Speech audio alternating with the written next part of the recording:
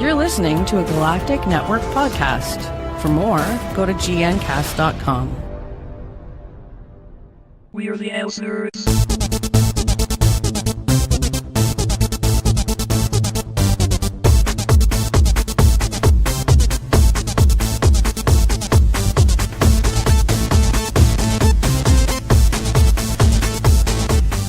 Hello and welcome to ElseNerds, a production of Galactic Network. I'm Gregor Sprague, and joining me is Corey Scott, back again, off on assignment and doing other things that we can be frank about this, Gregor. I got a presidential pardon, which is great. They were just getting handed out this past week, so now I can go back to making cat food out of asbestos. It was never illegal in the first place. Now. Yes, now. Welcome back, Corey. I missed that. I honestly missed that. And for all info on this show, including show notes and subscription links, go to ElseNerds.com. And for other Galactic Network programs, go to gncast.com. And as a warning on ElseNerds, we tend to swear and spoil things, so we will do this without thinking. This is your warning. Never thought yet. What is thought? But and you know, it was a no-brainer to go on a segue here when we invited back, because he was here for the Dark Tower special, and he was back once again. I was just on his show on Friday, but it is one Brandon Raymond. Brandon, how you doing, sir? Hey, what's up? It was a no-brainer. I'm back, and I swear. By the moon and the stars in the sky. Fuck. All right, well, we're gonna get right into the news here, and the first bit of news is partially playing towards the guest, partially playing towards other things, but also because I believe I've talked about the show that one of the people was on before, and this is some WWE news. The world of professional wrestling, they have signed 2 new WWE superstars, and the one is one that people will already know of, Casey Catanzaro, 27-year-old American gymnast who competed on NBC's American Ninja Warrior series. She's from Glen Ridge, New Jersey, and she was the first and so far only woman to complete a city finals obstacle course on the show. And they announced this during her and Shadia Basiso, Basiso, as the 2 new hirings here during the first 4 episodes of the Mae Young Classic, the women's tournament that they are airing on the WWE Network. Now, I look at both of these as smart hires. On Shadia's side, she's a live events presenter and voiceover artist from the United Arab Emirates. WWE has been trying to expand to the Middle East more and more. So I look at that part right there. And plus also she is fluent in both English and Arabic. So if you look to what they've been doing very recently, the current roster selections, and champions, you have Jinder Mahal, who is the current WWE champion over on SmackDown, who is Indian, and this is doing them gangbusters in India, creating new shows and all that stuff. So I look at this as this is going to be the same thing. She's going to help to launch the WWE in the Middle East.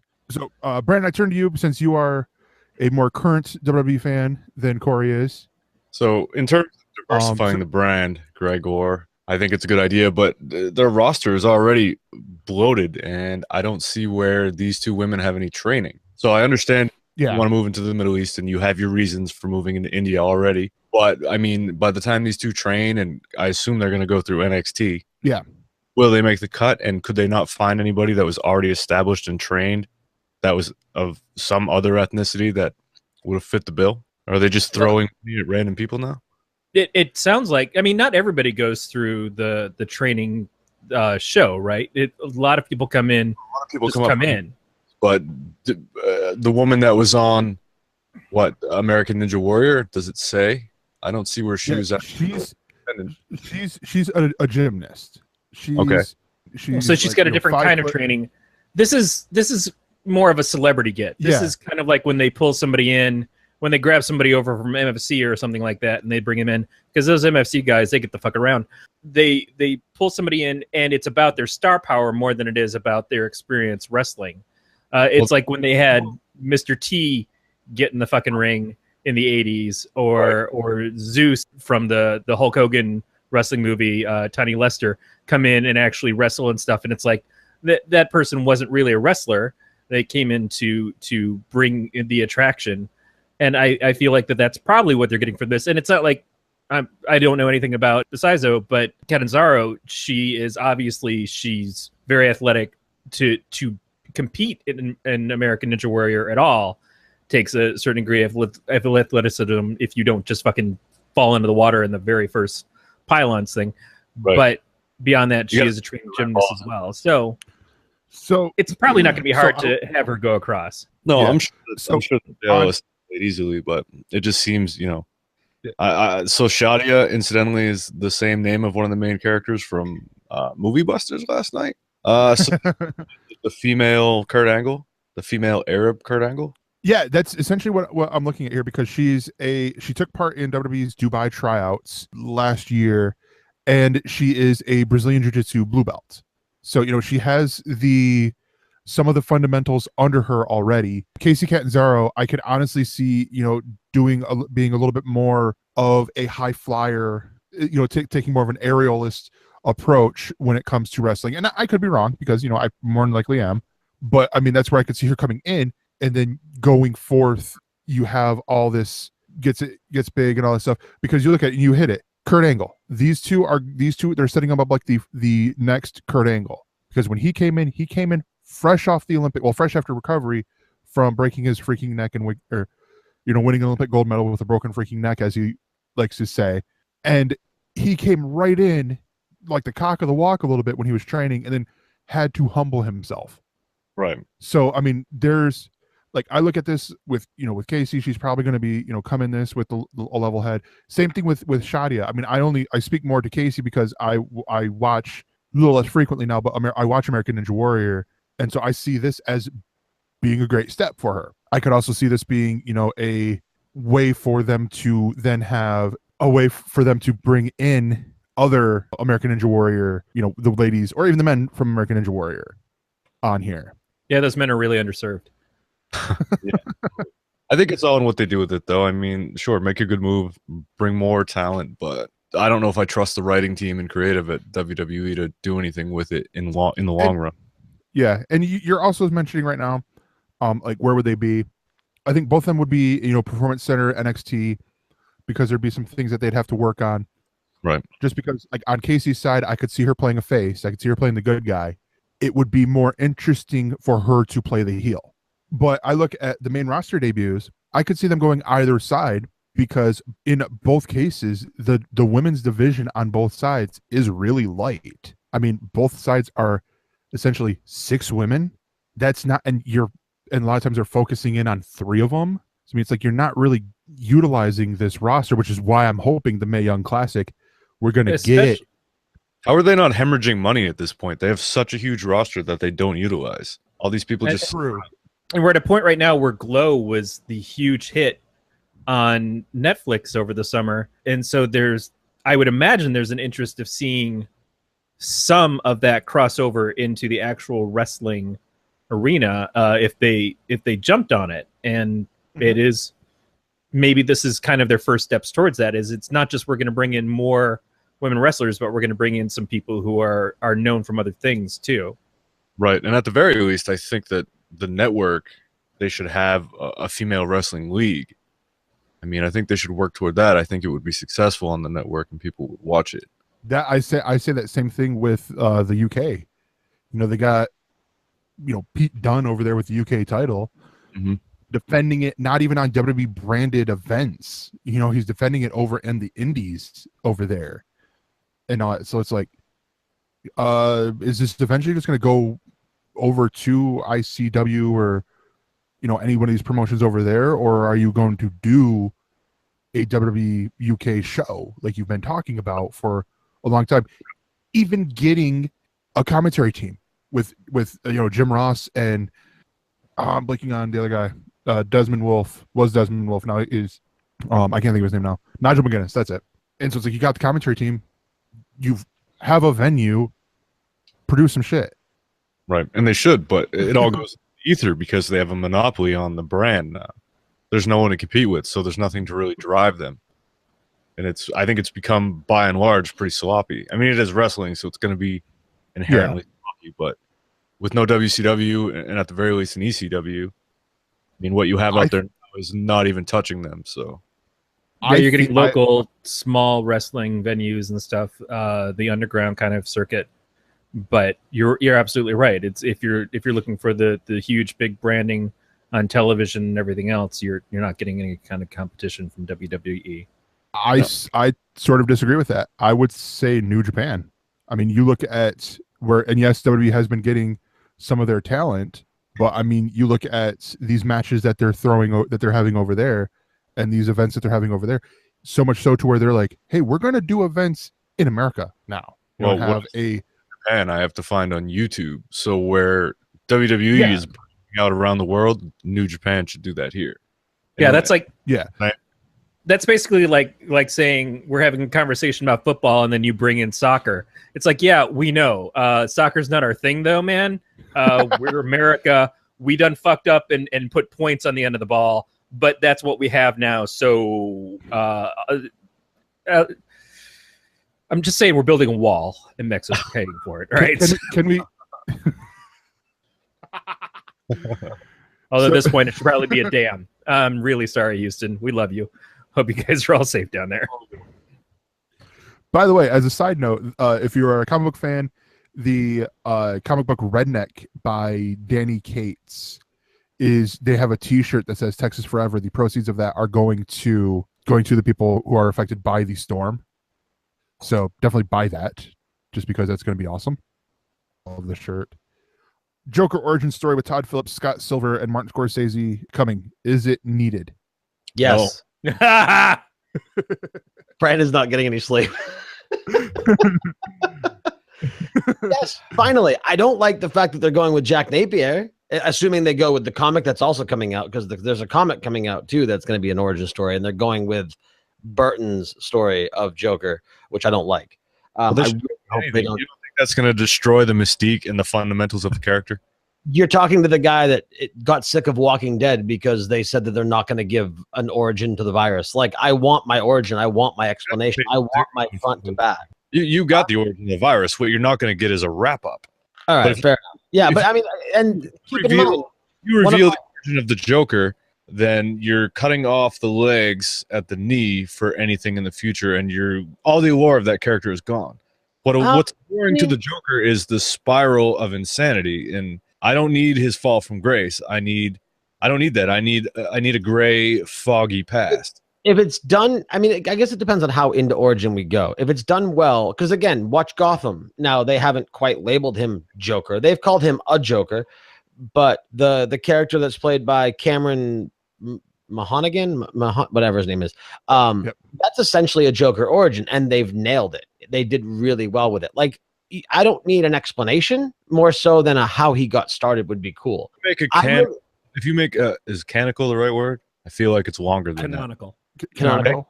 There it is. So if you do that, right, then you aren't going to be able to have a show like that and really buy into it, because you're going to be fighting for what the original story was. Sure you are. It's a comic. You got multiverse. You say that now, but when it happens, you'll change your tune because you're just disagreeing with me to troll me. No, I'm not. Corey tagged me in this post. What was it, Corey? A few days ago. And I said, this sounds awesome. The only thing about it that really upset me was the fact that Jared Leto isn't being cast for it, because I would love to see more of him. But he is being cast for Suicide Squad 2, which makes me super happy. If you get a Joker origin, are you then anchored to one type of Joker forever? I don't think you're ever anchored to one type of Joker. I mean, I can enjoy anything. What's that? If you're going to have one straight timeline for the Joker, and I'm basically just playing devil's advocate at this point, like, do you really want that Joker? You want the Leto grill-filled gangster androgyny Joker? Well, it would depend. Like, I think, again, it would depend. Have an anarchist Joker. If I was going to have a film Joker, I would want fucking, anarchist Joker. Yes, the Ledger Joker. And I agree. Like, I think that, and it's a shame that he passed away. I think that a great Joker to get an origin from would have been Leto's. I'm sorry, Ledger's. But now again, you think so? Because I think he is the perfect Joker to just walk in from the mists. You disagree. What Ledger did, I think, was the perfect thing for Joker to do, or at least the Joker that he played to do, which was he was the unreliable narrator. He told you his origin several times, and every time it was different. Right, because he wants to create the story for you of what he's from and what he's about, but you'll never really know. Right, and that makes him the parallel Man in Black for the Joker, right? He's just a maelstrom of insanity, and he has no story, but he has all stories. Right? Isn't that what you want out of your Joker? Yeah, but what if I could have told you the truth. I could have told you a lie. You'll never know which one you got. Right. So if you're going to give me an origin story, then you better give it a caveat at the end where it's like, oh, well, maybe. Do it like the original Clue movie and have 3 different endings. And I have to go to the theater for every one? Yeah. I mean, because that's what DC's doing. DC right now has been saying that there are 3 different Jokers in their universe. Jeff Johns and everybody, when they relaunched, they said there's not just one Joker. There's several different ones. And I don't really know how that's playing out because fuck if I'm reading comics right now. But that is something that they were trying to do because there's just no way to explain how the Joker is what he is in so many different ways. How the Joker that Snyder was using and got his hand chopped off or had his face removed, and how another Joker and how this other Joker in space and all this shit is happening unless there's different Jokers. And it's ridiculous and it's stupid, but at the same time, it at least keeps mystery alive. One of the things I think that ruined Wolverine overall to the point where they've killed the character and now they've had a future version of him existing in the main universe for a number of years is that they decided to tell Wolverine's origin. We never needed Wolverine's origin because, again, like the Men in Black kind of thing, he's got a mystery to him. It makes him cool. When you define him, he loses some of his mystique. He loses some of his power. In fantasy, it's called name giving. When someone knows your true name, they have power over you. You are more powerful when there's less known. Not every character is like that, but certainly there are some that excel at it. And to kill those mysteries, I think, is really a detriment to the potential storytelling with those characters. This is where I sort of agree, where I like the idea of a Joker movie where you could tell a origin story. And, same thing with the comics where, like, we've had Brian Azzarello's Joker and all these other things that would tell a version of his origin story, much in the veins of Heath Ledger's Joker, where he's telling you all these different stories because he wants you to believe that he's just batshit crazy. But to set, and this is what I said in the pre-show when Brandon came in, was to give the Joker an origin story is to make him human. It's that whole name giving thing that Corey just talked about. It then lessens him as a psychopath. But psychopaths are a human, though. If anything, the fact that he has no powers is what humanizes him, because he is a villain with no powers. Joker has no superpowers. He's just a psychopath. But his superpower is the fact that he is so unpredictable and that you don't understand what his motivations are. Like, he's so unpredictable. He's a master chemist. Joker in his purest sense is like Batman in his purest sense. They are two, along with like Iron Man and whatnot, but they are a few of the only comic book characters that within the given realm they could exist in reality. There have been plenty of serial killers that if you put clown makeup on them could have resembled the Joker. Right, exactly. And that's so here's my thought, right? Now not a one-to-one exact comparison, but and I'm gonna forget the name of the goddamn movie. The one with John Cusack, where they were all in a motel. Identity. Where you had all these characters. And by the way, we should watch this on Movie Busters, although I'm going to spoil it right now. Where you had all these. So there's going to be spoilers for Identity here. So if you haven't seen it and you want to see it, I'm sorry, but I have to spoil it to be able to make my point. So you have all these characters that are in a hotel and they're all trapped because the bridge is out and there's a huge thunderstorm. And then they start dying one by one. And then at the end, you find out that we are in the mind of a serial killer. And he's being spoken to by a psychotherapist who is removing his split personalities one by one, and that's these characters that keep dying because they're essentially in his head. So what if the Joker origin story or movie or whatever is in that vein where you never actually see the Joker, but and I know they're not going to go this way, but I'm just saying for concept of thought, you never actually see the Joker, but you see all these different personalities, which are essentially unmakeup, unnamed embodiments of different Jokers that we've seen in the past. And they are all within the mind of this one man who is the Joker, but he's never actually revealed. It's like that movie where a whole bunch of different actors played Bob Dylan. I don't know. Yeah. because that would be kind of neat. Or the movie where I think Heath Ledger passed away in it, and so they had a bunch of people come in to Imaginary of Dr. film Parnassus. Yeah, to fill in and play him in the part. That would be interesting. But we are talking about a movie that is produced in some way by Martin Scorsese, which is very straightforward mafia kind of films that we expect from him. Not that that's all that he's capable of.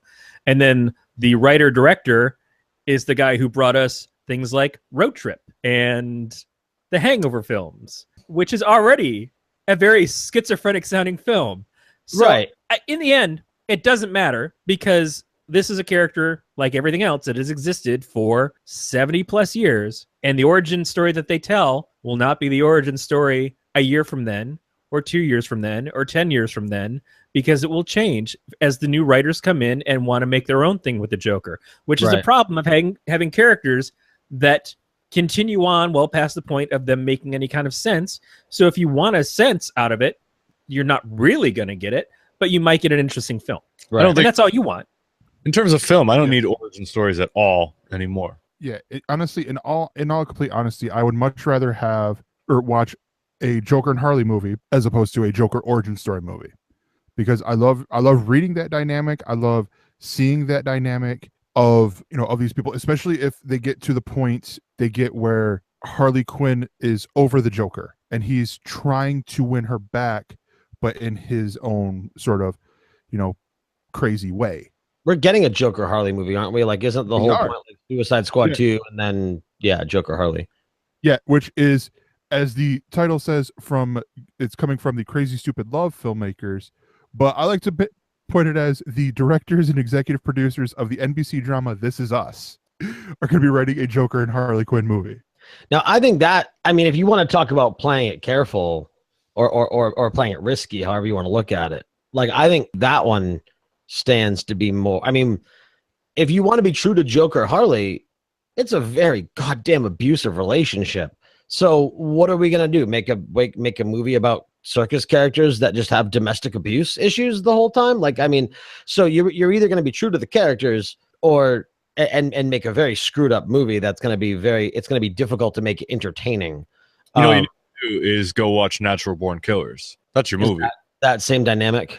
Yeah, basically with Roger. Yeah, if you're basing it off of what classically the origin of Harley Quinn was and the relationship of her and the Joker was in the cartoons and the comics for years, then yes, it's an abusive relationship. But that's not what they showed us in the film. What we saw in the film in Suicide Squad was her wanting that relationship, her embracing that relationship with him. It wasn't him abusing her. It was him abusing anybody else who was around her. They cut and yes, being controlling, but it wasn't the same degree as what we'd seen of him like punching her all the time. You don't think? Well, okay, so there was a scene outside of the sports car that got a lot of shit before the movie came out, and it ended up being cut. But he basically backhanded her outside the sports car. So I forgot about that because I haven't seen the movie but once. Right. So there was that scene that got cut, and also, I don't know about you, but I would consider putting like electrical prods to the side of her head abuse. Like, he turned her from Dr. Harleen into Harley Quinn. He threw her in the pit of the vat of want it voluntarily. If you're going off of like what DC's doing right now with their fucking Nightwing Harley Quinn cartoon, there seemed to be an implied consent, is what I'm saying. Yeah, there's a safe word that never gets spoken. Right. And so again, it may be consent of someone who isn't mentally there to give consent. I don't know. But it felt like they were trying to stay on one side of that line for the film portrayal. Because you're absolutely right. The classic portrayal of Harley Quinn with the Joker is an abusive relationship. And that's why what Jimmy Palmiotti and Amanda Conner have done with her in her own comic of separating her from the Joker and giving her empowerment and not being under his abusive thumb anymore is a giant step forward for the character. But there are still people who have that romantic sense of the Joker and Harley together. Because some people love the crazy, just like Natural Born Killers. Some people see that as a romantic film in its own right. Right. And it's okay for the fantasy to have that, but you also need to understand the signs of what abuse is and to not let yourself be abused. But if you are a person who finds the interest in exploring the fantasy of that, right, then I'm not one to stop you from it. Well, and they've also grown bigger than that too. I mean, once you pull away from that, like there are plenty of couples that cosplay as Joker and Harley. I have a handful of Funko Pop that were sold in a set of pairs that are Joker Harley. I have Beach Joker Harley. So they're from that set series that Corey is talking about. Oh, is okay, yeah. So they're definitely there, and they've pulled beyond that a lot. The Arkham games, they don't really focus on the abuse too much. Like she's just trying to suck up to Mr. J. Like, I mean, they have kind of broken it a little bit, but again, like, are they going to stay true to it, or like, is anyone going to care? I mean, I don't know. But back to the whole point, like the origin story. I mean, I don't know. Like I said, we'll see. I don't have faith in DC. I didn't like Suicide Squad. I loved Leto as Joker. I didn't like the movie. So you can have another crossover event with Marvel and DC and give Harley Quinn to Deadpool and then have a good movie. Oh, that would be amazing. Which they did in DC in the Jimmy Palmiotti Amanda Conner comic by renaming him Red Tool as a futuristic fan, like basically fanboy of her, and he traveled back in time, originally sent to kill her. Well, that's excellent. I wish I'd known about that. Basically, what me and Corey have just said is read the Harley Quinn comic book, for, from the New 52 and now into Rebirth, and you'll get a lot of this. And also, I will add on top of what Corey said with Jimmy Palmiotti and Amanda Conner, you also have recently you have the backstories in the past 9 issues of Harley Quinn with the story Harley Loves Joker that Jimmy Palmiotti did with Paul Dini, and it's done in the Batman animated series style. It's this brilliant story. There's not the blatant abuse, but there's the sort of the implied abuse when she does things wrong. But it's like, and like, I can't help but read that backstory and hear Mark Hamill saying, "What? Why would you do this thing?" or whatever. As the whole story, she's trying to appease him by making them a new lair after she cost the Joker a big ransom thing because she left her jacket at the place that they robbed, and the Batman found it and arrested them. So I have 2 quick questions if I can. So one, Suicide Squad's already changed a lot. I mean, obviously Joker is a grilled up gangster, so who knows what 2's going to do, right? So as you said, in Suicide Squad, it was like Harley was asking for it. There was consent. She wanted it. So what if they just do a complete swap and they make it to where Harley suckered him into this and she ended up twisting the Joker's head. So we get the abusive relationship, but it's Harley abusing Joker. It would definitely be more interesting. And I think it would be more socially acceptable. Oh, well, of course, because we live in a society. Now, there will be people who will say that abuse is abuse, and rightly so. Well, right, but I mean, a woman like again, that scene got cut from the movie, but you can put a scene with a woman backhanding a man in a movie, and no one blinks at it. So it's just one of those. I would not put it past people today to not blink at it. There is a Twitter now. That's true. So I mean, without going too much into that, my other question is, because this is always fun. Okay, so we know it's not going to be Leto. Ledger passed away. It's obviously not going to be Nicholson or Hamill. Joker origin movie in current Hollywood. Who do we cast? The part of me wants it to be an unknown simply because I don't want a recognizable Joker. And what I think both Ledger and Leto pulled off is that they were very different from who we expected them to be. Nicholson didn't. Nicholson was Nicholson. Well, that's why I don't like his Joker. You love Nicholson. Yeah, but he was just himself. Yeah, he was Nicholson in face paint.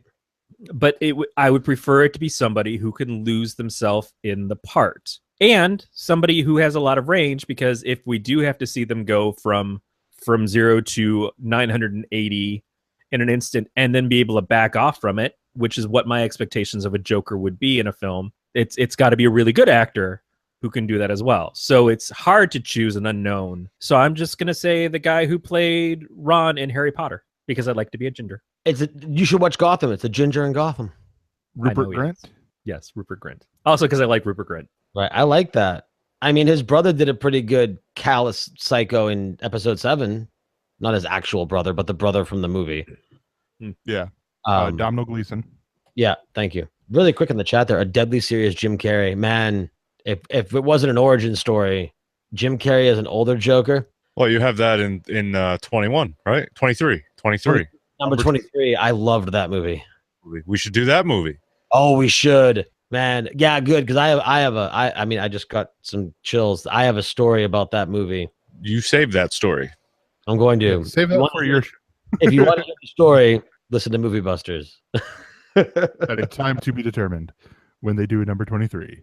Our 23rd episode. It has to be. If we make it. There you go. It can't be the 23rd episode because that negates the whole point of the movie. It has to be like some other episode that breaks down into 23. Oh, the inverse of 23. So the 32nd episode? No. Or It's going to take you to the 23rd episode just to figure out the math. I know that's what I just wanted to do that 42nd, everybody would get all pissed. or the 42nd episode, or 46th episode. The answer is always. I'm gonna have to watch the intro of the movie because they do a bunch of the conspiracy theory stuff where like the way 9/11 tied into the number 23 and things like that. So I'll find one of the math problems they put at the intro and then I'll work that into an episode number. Nice. Nobody else for a casting opinion? I can't see. I'm horrible at the casting opinions. I like the because unknown. I think that's the way to go. Rupert Grint is doing Snatch on Crackle, which I've yet to watch. Yeah, I'd like to check that out. He does not. I don't know if he has the chops to do a Joker, unless you want to really. I'm going to play the card that everyone wants to play, and I'm going to say Idris Elba.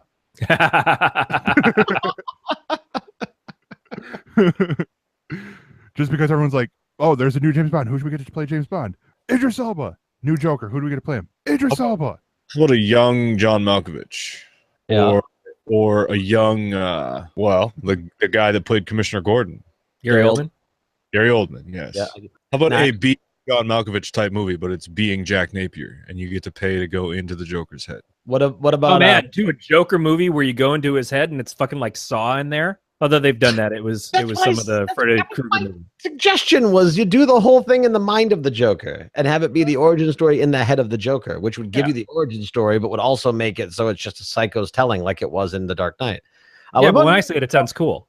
What about Nicolas Cage? What about Nicolas Cage? Yeah, what about Nicolas Cage? Then it's just going to be an empty room. Yeah. Yeah. Evan says Willem Dafoe. Yeah. I mean, everyone does that Photoshop. I think visually he's got an old Joker. And Willem Dafoe already played the Joker in Spider-Man as the Green Goblin. It was Green Goblin. God, that was horrible. You mean when he was the Green Power Ranger villain? It wasn't his fault. It was shitty costume, pantomiming on a roof. Studio notes. You know where you want to see a good Willem Dafoe is in Existence. I loved him in Boondock Saints. Hell yeah, Boondock Saints. Our state's own Bob Marley. Mr. Bob Marley. Yep. Who do we cast to play Joker's estranged cousin? Corey Scott. Yeah, actually, I think that you'd be a better casting choice on that. Sorry, Corey. He gets all his anger issues from me when anybody mentions fucking Zack Snyder movies. All right. So, speaking of streaming services, we talked about this a couple weeks ago, the Millar World Netflix deal. And so there's a little bit more coming out about what's going on, because with this deal, a lot of people knew, and we had talked about this before with the Kingsman movies, Wanted, which I thought would have reverted back to him by now, but and Kick-Ass are all out in other, at other studios right now for movies and all that. And so people are like, well, what's going to be next? What's going to be like? And I guess this deal was pretty tricky. And as Corey can explain more, Mark Millar doesn't use one artist for his stuff. He basically teams up with artists. They're considered co-creators, which is great. Yeah, I'm not a huge Mark Millar fan, but what he does is he gets artists as co-creators, and then when he sells his stuff, because most of his stuff is pretty much just a pitch of, oh, well, this is what if Batman was a bad guy? Here's a fucking comic. What if this was this? Here's a fucking comic. And then he sells the pitch, because all it is a fucking elevator pitch to a movie studio put in a comic book form. Then that artist gets the benefits of it. That's a huge reason to team up with them. For one, his stuff does sell. He has a very big audience, but I think the properties get better when they're made into films than I found them to be in the comics. But the artist getting their big payout from it is terrific to me, because I want to see that happen. And that's what doesn't really happen as much with the people who are making the comics for DC and Marvel, because they don't own the properties. Yeah. So the sources to the deal was inked on August 7th. So we don't know the exact details, but a couple of sources have said that the deal is worth anywhere from $30 million to the $50 million range. And as we mentioned with the other artists, there's this complication, like he had to iron out all these deals with all the artists because they are considered co-creators. And so you get in this, and I saw it in the article. It said that they're getting, six figures into this, 6 to 7 figures, depending on what their deal was and what it was set up and everything. How far along they were in the project. If it was something that was actually released versus something that was conceptualized, I'd imagine they get more. I saw some artists, and I don't know in what context he's worked with Millar, but he said he was away on a camping trip for the weekend. He came home and he saw a giant jump in his bank account thanks to Millar and Netflix. And I'm not saying he didn't know that something was going on ahead of time, but it was just like, yeah, all right, so all this stuff is being handled by somebody else, and I go away and I've got this much money, and I come back and all of a sudden I've got several 100,000 more. Yeah. That's a pretty incredible thing.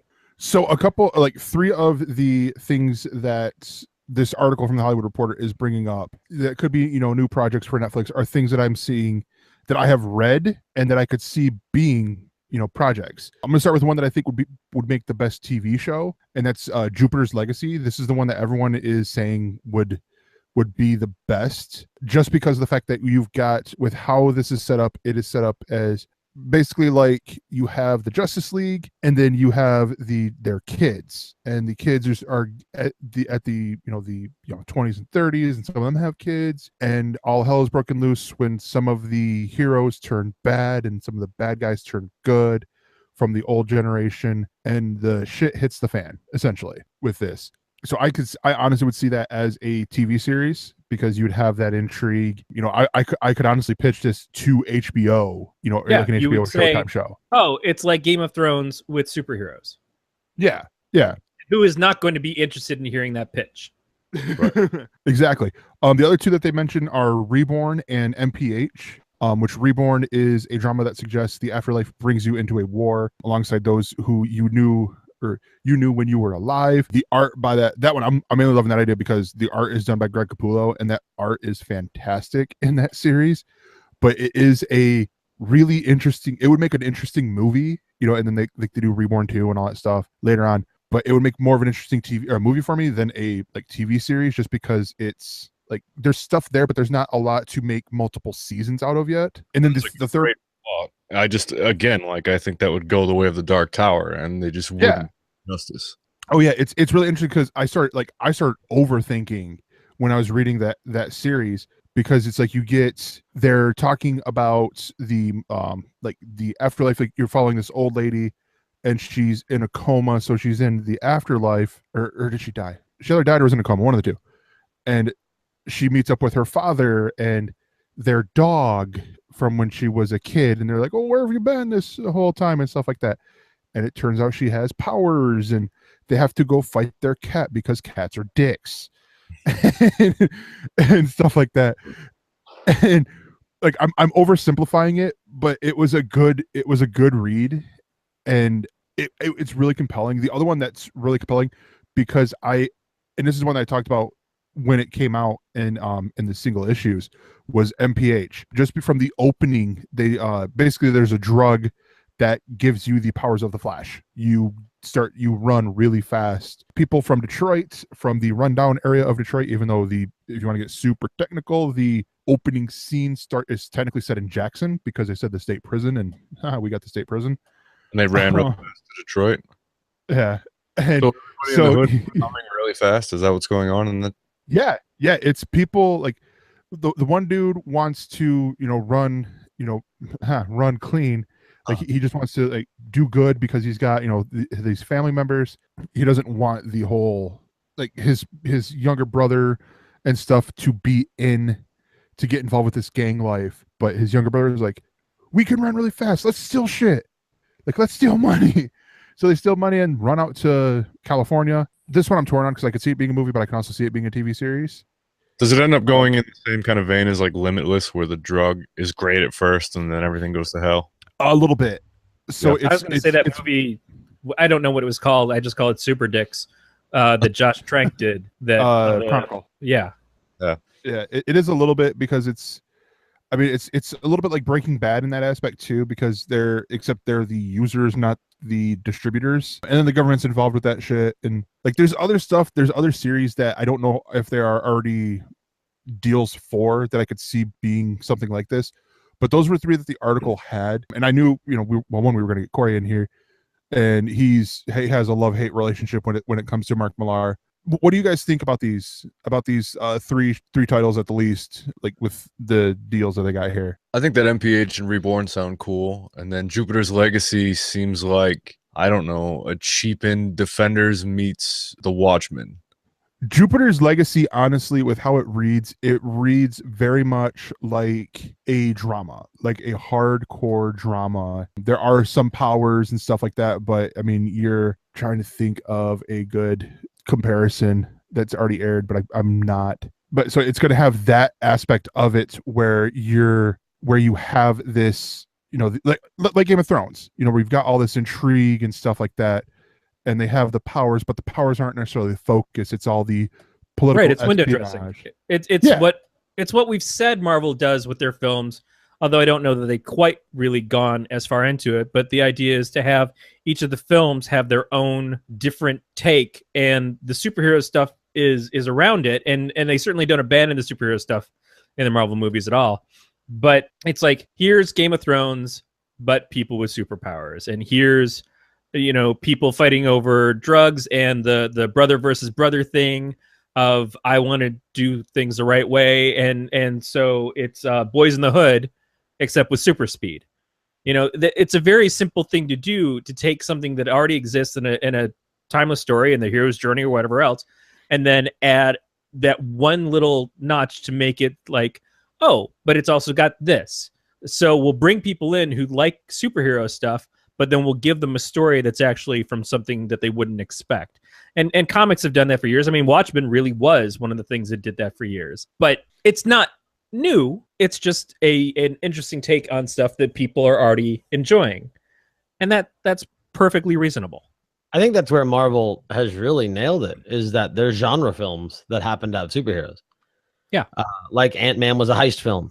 And then there are, they have the political stuff, they have the terrorism stuff, like they have all these different, like you said, exactly. They aren't superhero movies. They're topical of their own genre, but they just happen, like their main characters happen to be superheroes. And they have a way of having the superheroes work in different types of movies past their own. So after Ant-Man appears in his heist movie, he's still able to go and be in Civil War and feel perfectly authentic as Ant-Man, but work in this big superhero movie that is just straight up superheroes fighting against each other.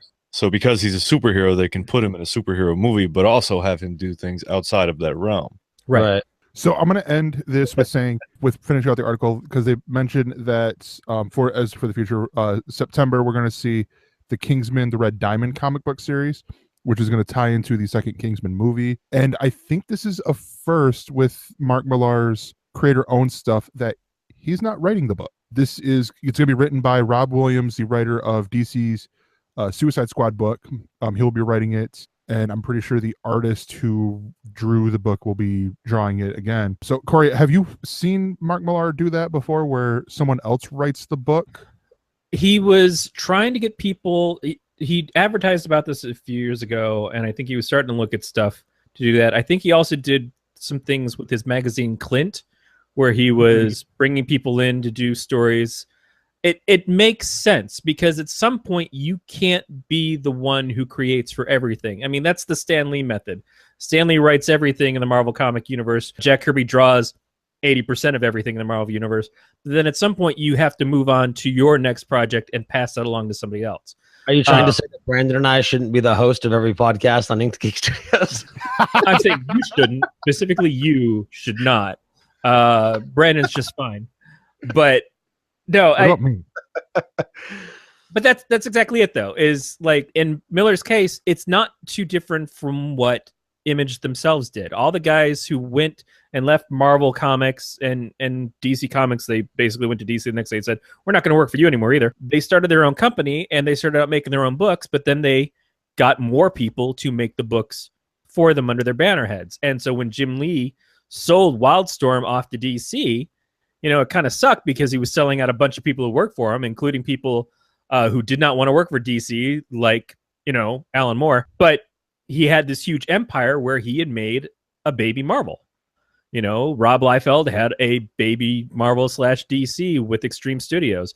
McFarlane pretty much just concentrated on Spawn. But you look at Kirkman's writing all of his stuff himself, but he has had other people come in and write books under his banner head before. It's rare, and it seems like his stuff is the stuff that specifically sells. And in the long run, I think at some point, yeah, if Kirkman said, I make a Walking Dead comic book and I want all the shows to just be based completely off my comic book, so I'm the only writer on the TV series, it probably wouldn't have worked out well for him.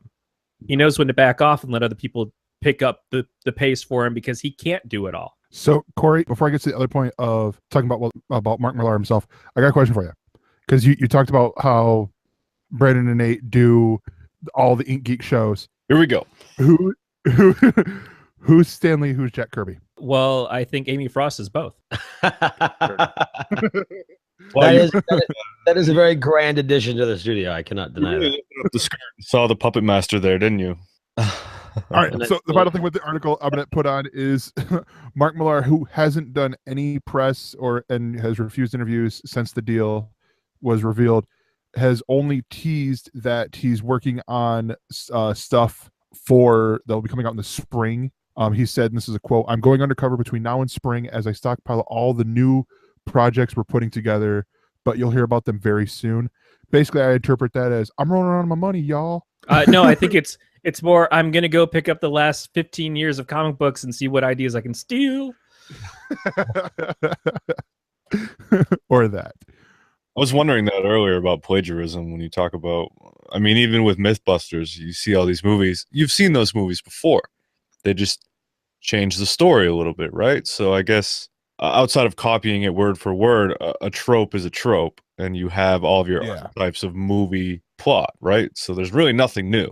Everything is just done and done and done. Which is one of my most angry things about movies, and one of the things that I complain about is what Millar doesn't do, which is, why are you going to give me the same movie done over again when I've already had that movie and just like do a remake of it? Like, why do I need Point Break 20 years after the first Point Break when the first Point Break still stands up as a great film? I mean, not the fucking genius movie, but it was a really great film for its time, and I don't think the new one does anything that makes it better or makes it even worth the time to watch it. Total Recall, things like that. So I don't need that shit. Do something new, and you can have ideas taken from the other one, but why do you have to just try to dress it up and like pretend it's the same thing? Ghostbusters, like, I'm not someone who pisses on it because it was women, because I love those actresses, but I think they made a pretty shoddy Ghostbusters movie. And if they had done something different, the expectations would not have been what they were, and certainly the internet wouldn't have pissed and moaned about it as much. No. But if they had just done something different, it might have been more successful, because it wouldn't have had to stand up against what Ghostbusters was, because it couldn't be that Ghostbusters. This goes back to what I said about gender bending in comics and making male heroes female. I really think that they shouldn't have to be standing on the pedestal of their predecessor. They should be able to be built upon something original. But also, don't you think that we're kind of a cross-section of humanity that is going to care, whereas the layman is just going to watch this shit mindlessly and they're not going to care as much? No. Probably. And I can tell you why. I knew you could. Because nostalgia is the biggest selling point right now in all of Hollywood, in books. When you look at your Ready Player Ones, in TV and everything, it's nostalgia is what is pulling people's interest, and it is an instant sell. Your geek T-shirts, like all the fucking T-shirts I wear, are based around either modern properties or nostalgic properties more than anything. And that is a huge draw for people. It's this, I grew up with this, I love this, give me more of this. And so we can't give up any of the Robins. DC comes back, they relaunch their universe, and here's a Batman who's had 4 fucking Robins in a 5-year span, and they have to try to make fucking sense out of this. And like, well, Dick Grayson was Robin, but he became Nightwing, and Jason Todd was Robin, and he was somehow killed and came back to life, and fuck that fucking shit, and he became Red Hood. And Tim Drake was never actually Robin, he was Red Robin, and we're gonna just fuck up his entire history. But put him in Teen Titans for some reason with wings. And then Damian, the 10-year-old son of the 5-year superhero, is fucking boasting around with a goddamn bow staff and shit. I don't fucking understand it. Oh, but you can't have Stephanie be a Robin because bitches don't play. So, yeah, And nobody wants to lose a fucking Robin. And I don't want to lose a Robin because I love all those characters. But I had fucking 80 years of reading the comic books to get to know those characters and to learn to love them. And it made sense in that context without thinking too hard of like, but why are these guys 80 years old and look like they're in their fucking 20s? My balls have dropped. What's going on? Bruce, what do you got? Some fucking Mystique shit happening? All I know is that it's hard to give up the things you love, and it's hard to say no more. It's hard to say no more of that. Like, it's retiring a show when it's gone on too long. It's like, yeah, I don't want to see the show go, but it's probably better for me if they fucking take that shit away, because it's not going to give room for anything else to come in and fill its place and be the next thing. But people don't want the new. They want the familiar. Corey wants, because I totally agree with everything Corey says, but at the same time, if you didn't have that, what would you hate fuck? I mean, you want your nostalgia, whether you like it or not. I'd hate fucking Teddy Ruxpin because it reminds me of my childhood. I want Corey to do a new show that's a daily show called Corey's 5-Minute Rant, where he just gets really angry and rants, because I tell you, man, you are feisty tonight. Who is going to edit down the 3 hours to get it just to the 5 minutes? I was just saying, is this sort of like a half-hour happy hour thing where it's not a half hour, it's like 3 hours? If I tried to do a daily show, you would actually watch me age in real time. Next. So no, along with nostalgia, and then also in the chat there, it was stop making everything a franchise. And again, you've got that with video games too. Like, so you have the NES Classic, which was gone in seconds. You have the SNES Classic, which is also already gone, even though it's not out yet. And then with the franchise, like, I mean, we've got Uncharted 4 or the Uncharted 5, I guess, whatever the hell they called it, that just came out on PS4 this past Tuesday, with 2 characters that nobody gives a shit about, because Drake is done. Drake was done in 4. So, but you know, they're simply using the Uncharted name to sell another game. I can't speak for the video games, but for the consoles, those classic things, they're creating their own demand by releasing them limitedly. Well, no, they are, but Nintendo does that well. Look at the Switch. Well, I don't know about well. Has anything really been successful as this? I know the Switch is in high demand, yes. The Switch is ridiculously successful right now. Is it really, though? When did you touch your Switch last? Well, they don't care when there's no subscription. There's no subscription price. They don't care when I touch it. They care if I buy it. I care when you touch it. When last did you touch it? Yeah, because this is it for the news, and we'll be right back for the ElseViews here in a second. But before we do that, got a quick thing, let you know about our Patreon over at gncasts.com/support. There's going to be two things you can do there. First one is the Patreon. You go there, you donate money to us, you support us, you become a partner. And with that, you're going to get exclusive stuff. You're going to get my comic book recommendations for the week. And you're also going to get Peter Fisher's app review show, which is going to be coming out here in the near future. And all this is, I believe it starts at $3 a month, which, I mean, that's a Starbucks. That's a small Starbucks coffee. So go there, gncast.com/support. The other option, of course, is the Amazon affiliate link. You go through that, you give us our Jeff Bezos money. We love it. I just gave Nate Jeff Bezos money on Friday by subscribing to Eat Geek Studios on Twitch there. So, but yeah, ways to help us out, gncast.com/support. And now it is time for the ElseView. So this should take another 4 hours. Brandon's just gonna get off this podcast and just go straight to work. Yeah, pretty much. Watch my sleep time go down. It's down to like 2 hours now. Yes. Oh, shit. So I'm gonna go first because mine's gonna be really quick, because I did talk about this a little bit on Mind of a Geek, but mine is a Android app. I am not sure if it's available on iOS. That's mainly because I have Android. And this is an app called Triple Agent. This is a mafia style game where you have 2 warring sides. All you need for it is just a Android device, and you need at least 5 players. So Corey, this is honestly, this is a lot like the game you recommended a couple years ago, One Night Ultimate Werewolf, yep. Except with less abilities for everyone, like less set abilities. It is on iOS. Yeah. All right. Awesome. And so with this, you have, so like for example, we've got 6 people here. We could all play this in theory right now, and I'm downloading. There's always going to be less of the opposition, or also known as virus agents, than there are the good guys who are known as the service, or agents of the service. And you go through, you set up the player names, and then you pass it around.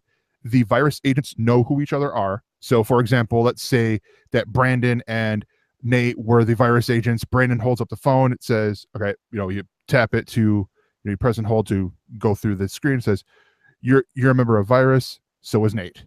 Pass it along. And it just says, for everyone else, says, there are 2 virus agents out there. And the next round is your intel. You're given this intel that you say aloud, and they give you the secret intel, and you can either lie about it. So, for example, Brandon could get, we have 2 people coming in, or we have names of 2 people who are on virus, and then he can straight up lie and be like, Evan and Beatmaster are virus agents. That's what the intel told me that those guys are virus. They're so legitly virus. And then it passes around. We get through everyone, and then you get to the voting stage after a discussion, and then you vote for one person. If the service people nominate a virus agent, they win. If anyone else is nominated, then the virus guys win. No, and it's virus.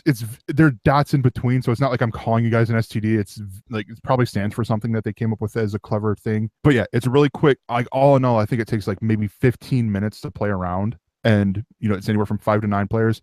And actually, it's brilliantly done where there's no ads. It's a free app to download. The way they get you to support them is with the expansion pack. The expansion pack costs $2.99. At least it's $2.99 on Android. I'm not 100% sure how much it is on iOS. And you get more intel, more features that way. And it's freaking awesome. There's new roles like the triple agent. So it's a double agent working for, they think they're working for virus, but really they're working for the service and all these other things. And it adds this added layer of fun. But yeah, so there's triple agent. It is available on iOS and Android. Go download it now. So Corey has passed on his nerding out, his ElseView, because we're probably just going to talk for the next 2 hours about Brandon's, and that is Game of Thrones season 7. Don't say 2 hours. He goes to work in 2 hours. Do not say 2 hours. No. I need to get a new job so I can be more in line with the schedule of all these shows, because every time we do a show, I'm just about done with my day. It's terrible. Game of Thrones, season finale. So how many people here actually watch Game of Thrones? I know Nate doesn't. I do. I watched the season finale at a bar. I am aware that a little finger got cut off. You are. So we've obviously passed the books at this point, and the directors, the double Ds, are basically hitting bullet points that Martin wants them to hit. So do you guys think that this season as a whole has lived up to previous seasons? Better, worse? Action scene wise, like the big plot points, yes. Some of the finer details, I feel like it's lacking a little bit. I feel like that is a big problem. Those finer details are fundamentally what make that show a different kind of fantasy than any other fantasy that you would get. Yeah. I mean, we've reached the point now where we have the White Walkers, we have the dragons, we have everything that we wanted, but do we actually want it now that we have it? I personally, I'm still happy with it, but I can see the cracks in the ship at this point. I see a lot of people saying that the show jumped the shark after Eastwatch. I don't necessarily agree with that, but I see a lot of problems where, we're moving a lot faster now and we're running out of time to wrap this up. But you've made a lot of jumps, and I think there could have been a lot more Kevin Smith-esque like dialogue of people in rooms. I mean, I'm really big on dialogue. I listen to Corey talk, right? So I like to listen to dialogue. So in the Lord of the Rings movies, the trilogy, it took 3 movies and let's say about 100 fucking hours for those people to walk from one place to another place. And Game of Thrones this season seems to have thrown all that to the fucking wind, and just you teleport wherever you need to be. That is a big part of it. I think, Brandon, you completely nailed it in that it's written from an outline. It's not written from stories. Because they got a patch update that added Hearthstone. Yeah, exactly. So teleport to their recall points. I have a Hearthstone in my fireplace. Yeah, no, unless you're Gendry, in which case you can Super Mario it back to the fucking castle. I don't understand how far they went, if they zigzagged, what happened, but he ran a beeline right back to Eastwatch through the gate. Yeah. Well, I was going to move on to the end of the finale where the wall, spoilers, 3, 2, 1, one fucking dragon, no matter what frost dragon, whatever he's spewing, you're not going to bring the wall down with one dragon. It's ridiculous. Yeah. I heard they had Cinda Grossa in the episode. I saw you questioning the post last night on Facebook. Yeah, I was told that as a Wrath of the Lich King fan, I need to at least watch this episode because I'll get like a glimpse of what the Warcraft movie should have been. Yeah. The other thing that I saw was they were saying that because the dragon has blue eyes and is a little bit more paler and is spewing out blue fire, that he was the blue eyes white dragon from Yu-Gi-Oh! And all, complete with doing the Photoshop of making the White Walker King look like I'm blanking on his name, but the character who always played with the blue eyes white dragon in Yu-Gi-Oh! And making Jon Snow Yugi from the show, which I found a little bit amusing at the time. I'm like, yeah, I see it. I've only ever played the card game, but even then I have no knowledge of that at all. Yeah, I don't know. It's the one. I think it's the Saito starter deck. When the game first came out, there was this dragon that was looked like it was metal and it had blue eyes, and it was white. So that's how they called it, Blue Eyes White Dragon, and all that.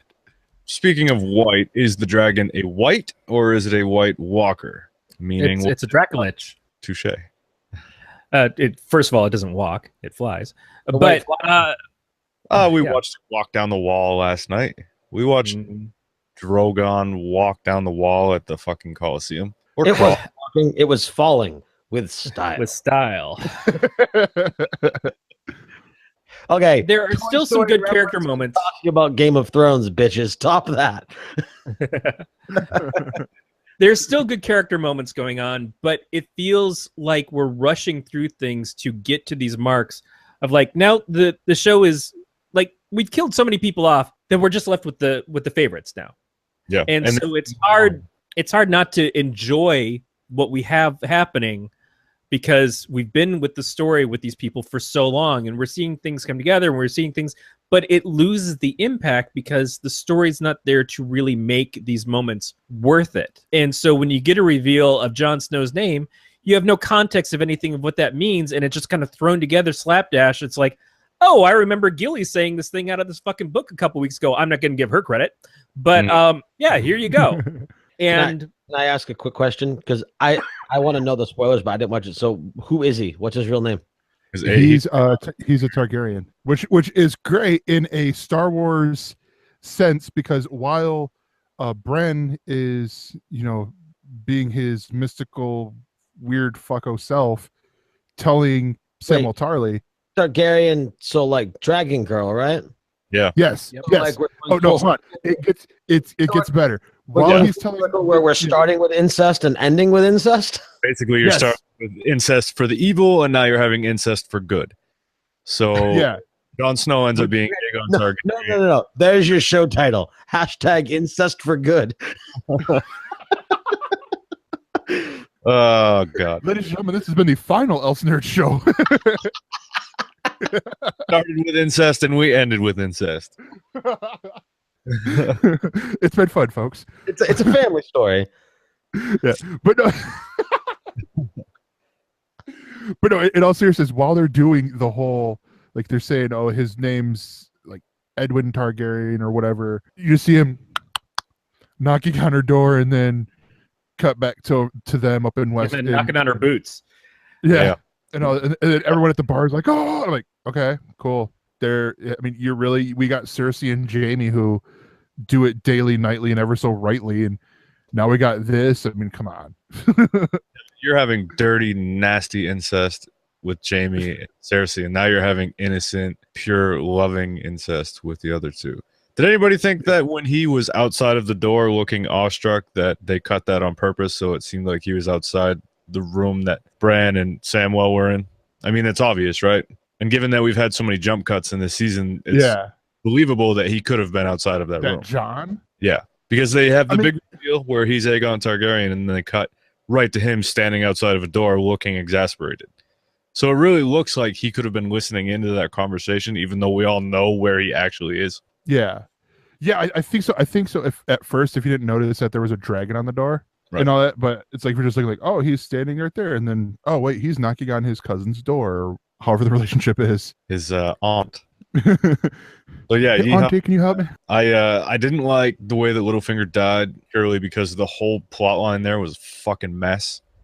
It was not done Again, well because it was condensed down too much. They were trying to get so much done in the 7 episodes, and they also, I feel like they wanted to have, we need to have a sizable death in the ending of the season, and so that was just like, here's the points we have to do to get to that, and that's all we got. It's a bare bones. It's like reading a novel, and then the next novel is coming out, but you don't get to read the next novel. You read the outline. Right. Well, you get no payoff with Littlefinger either. That's not even. He's been around for a while, and yes, it's a just death for us. We feel good about it. With Jon Snow and Tormund and everybody else, they've had so many close calls now. It's you're getting all this information, so you're getting an orgasm with no foreplay, but there's no danger in it either. You know, Jon Snow's not going to die. You know that Clegane is going to have to fight the Mountain, so you know he's going to be around for a little longer. Everybody else, you're not worried about. Where it used to be, you never know what's going to happen. Yes, what can happen? That's gone now. So now, now it's become cliche. Right, they pay spectacle now rather than death, which is still satisfying, but you don't get the oh shit moment out of it. Yeah. So one of the things that one of my friends brought up while I was at the watch party yesterday was that he had a theory as to what was going to happen with the whole Arya, Sansa, and Littlefinger thing. And he said that Arya was going to kill Littlefinger and then also possibly kill Sansa in like a accidental sort of way. But then he also said that Arya was going to then make a meat puppet out of Littlefinger and take his face. That was another thing that got no payoff, was the faceless man thing. They played Arya to be crazy towards Sansa, and then they did a 180 and gave us like a Harry Potter Goblet of Fire ending. Well, everything's going to be different now, Ari. And looking out over the field together, and it's just, after all of that, like all the things that they left out of that storyline. It was presented like we were the ones who should be getting the background information, but it was presented like it's supposed to be, but really what they're doing is they're putting on a show for Littlefinger to be able to fool him. But we never saw Littlefinger really watching them and getting all this interaction between them. So it's meant to fool the audience, which is a cheap shit thing to do. What we did see was Littlefinger do the switcheroo with the scrolls, and in turn be the one fooling Arya, but that got no payoff either. Yeah, it was very poorly done at a point in time where, I mean, we're supposed to have developed these characters to a point where, we want to see them pull a twist on Littlefinger. We want to see them outsmart him, but we don't get to see them outsmart him. We just get to see the reveal of, we outsmarted you. How? Doesn't fucking matter, does it? You know, from the speech that Sansa gives, it's basically like, you said this thing to me, now I'm saying it back to you. It was because you said it to me 5 minutes ago that I decided, shit, Littlefinger must be the one to blame. So you put it in my head, and it completely deflates all the cool shit we built with Sansa and with Arya up until that point. Mm-hmm. You know, if it was to go back to the heist film thing, if it was an Ocean's 11 movie, they would have gone backwards and shown us the steps along where they like pass notes to each other and shit, and where Bran's like, hey, see this fucking knife? Yeah, this didn't belong to anybody from our family. What the fuck is this? They would have done all those things to at least at the end make it all come together and seem like, we just missed these parts. You know what you really need? Get that. You need Guy Ritchie to direct an episode if you want that. Guy Ritchie needs a job right now, so that'd be Which okay. I don't understand. King Arthur was great. I love that movie. I'm sure I'll love it. But I also was sure it wasn't going to make any money. It's like, no, of course not. But I saw it in the theater twice. I loved it. I thought it was the best movie of the summer. The day it came out, I thought it was excellent. But that's me by myself. I'll probably end up buying it, especially if you're saying it's good. Like I do recommendations off of my friends. Like I could give a fuck about what the movie review sites say, because ultimately I know you guys aren't going to do me wrong and say, go watch this. Why? Because it's so fucking horrible. Why would I want to watch it? Just do it and stuff like that. I know you're not going to do that. You're going to tell me, hey, this is, stuff like, this is going to be good. So okay. Recommendation, I wouldn't do that with me. I tend to like things that nobody else likes. Like I would tell you to see Suicide Squad. And I like Suicide Squad. I have Suicide Squad behind me. Yeah, behind A Guy in the Shed by J.F. Dubell and my wall nerd. So ultimately, because we got 6 episodes left of Game of Thrones coming out in like 2 years. and each episode is going to be like an hour and a half, if the rumors are to believe. How do you feel this show is going to end? Do you feel it's going to end strong, or is it going to sort of whimper out? I'm really up in the air with that. I again, like, for all the hate fucking I just did, I still enjoyed it, so I'm going to enjoy it regardless as to what happens. I think I need to see what happens with R.R. Martin in the next couple of years, and with Weiss and the other guy. I mean, they've always been great adaptation artists, but will they be great creators when it comes to actually making those shows on their own? It remains to be seen. But either way, I'm in. Yeah, Corey? I agree. I mean, I'm still enjoying the show for the spectacle of it, and because I want to see it to its fruition. And there, you know me, I will abandon the fuck out of a show if it pisses me off enough. It hasn't pissed me off. It's disappointing, but at the same time, it's still better than a lot of other stuff that's out there. And even if it's all cliche towards the end, I get to watch some really impeccable actors nailing parts. And maybe the material isn't perfect, but they are. And so yeah.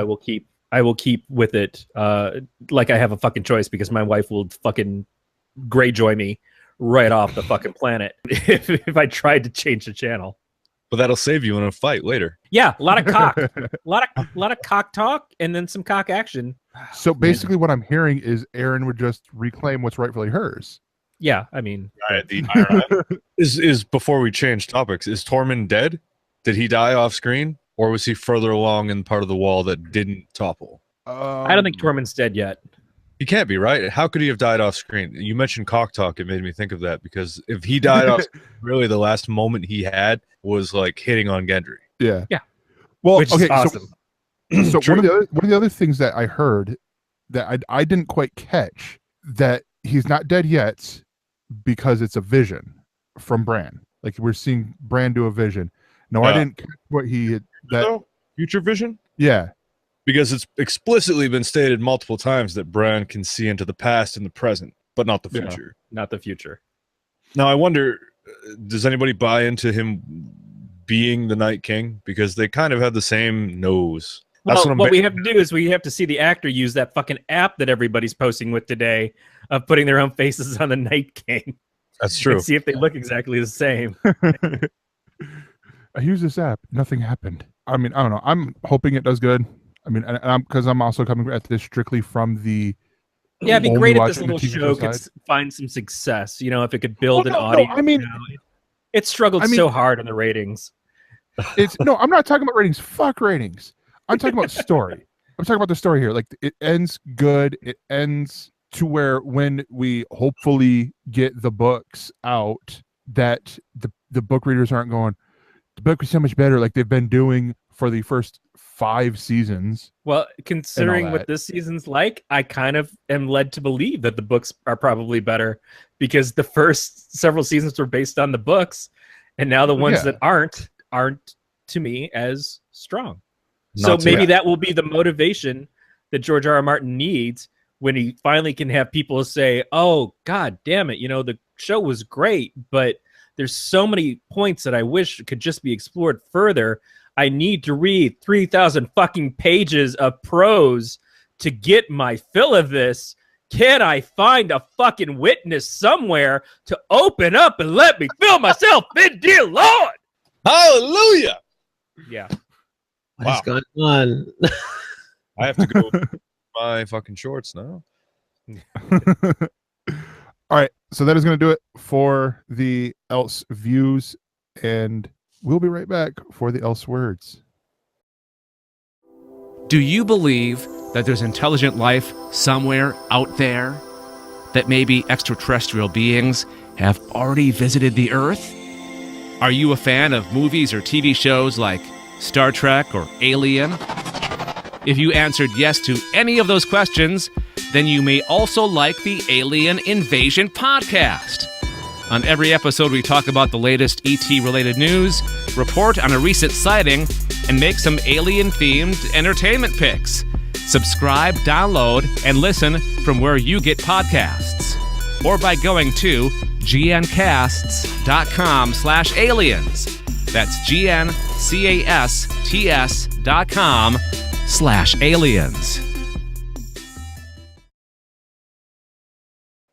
And we are back, and it's time for the ElseWords. This is the main discussion, big discussion. Well, one discussion topic that we've had for this show. Just phrase it in the form of a yes or no question. The movie box office is on track for the lowest in 25 years as Spielberg and Lucas blockbuster implosion Omen prevails. So two of the motherfuckers who kind of made the explosion of blockbusters and then kind of fucked it up themselves are now saying, hey, look, we were right. Look at everything going to shit because everybody just wants blockbusters now. Ha ha. I don't know exactly what the thought process is of, do they get the blame? Do they get the recollection of like, no, we told you? It's similar to me in what was done and said in comics over the years, which was Grant Morrison and Mark Millar, when they were friends, used to talk about the fact that the comics industry goes through cycles. It goes through a big boom, and then it goes through a lull, and then it breaks down and almost falls apart and goes into the crapper for a few years, and then it starts to turn around and come back again, and it's like this continuing thing. So they got in at a point where they knew the cycle was going to start to hit again, and they jumped on, and they rode it up. And then as it hit their lulls, they kind of both backed away and started doing stuff in other things. That's true to a certain degree. I mean, you can kind of watch it and see the measurements, but that's like anything. Anything goes through the highs and lows until all of a sudden it either doesn't exist anymore or it becomes the biggest thing in the world, and then it can't not exist because nature abhors a vacuum. As far as movies, we're talking about, a couple weeks ago, we talked about the Movie Pass with Nate Namey. And this Movie Pass is supposed to be $10 a month, and you can watch the pitches, all the movies that you want, but that's not really true because you can only watch a movie one time, and you can only watch one a day. So it's already kind of cutting into itself. It's like fucking Hulu saying, we don't play ads except for when we play ads. But it still was like people were against it, like AMC were saying, well, no, we think that that's too low. Maybe if you didn't have such shit films going on, it would be too low. But the fact is that more often than not, and I think I even said this at the time, there's not enough stuff out there that people really genuinely want to see. Now, I might be more inclined to go see it if I have a $10 a month Movie Pass that I'm already subscribed to in my pocket. It's like, okay, this month there's really dick all out there that I want to see. But fuck it, I'll go give it a try for this little independent film somewhere because otherwise I'm just wasting my money. It's like a Netflix DVD that sits on my counter for 3 months, and I'm like, why am I paying for this? I could have bought this DVD 3 times over by now. But for the most part, we're seeing just a continuous lack of interest in most of these giant, what are supposed to be blockbuster films. The Mummy from Universal, that was supposed to be the launch of their new shared universe, crapped out here entirely, has only now been made a success because of what it did in China. At some point, we're going to start making films legitimately for not the U.S. is the only thing I can see. Because we're just a little too cranky about our movies, and our big stars aren't big stars to us anymore. So China is more than happy to have a Tom Cruise vehicle and very, very excited to have a Will Smith movie and everything. But we don't want them. You know, we're either spoiled or we're bitter or we're millennials and we're breaking Applebee's, and so we're breaking the movie industry and everything else at the same time. I don't know what the case is. I just know that I keep seeing the same shit stuff come out.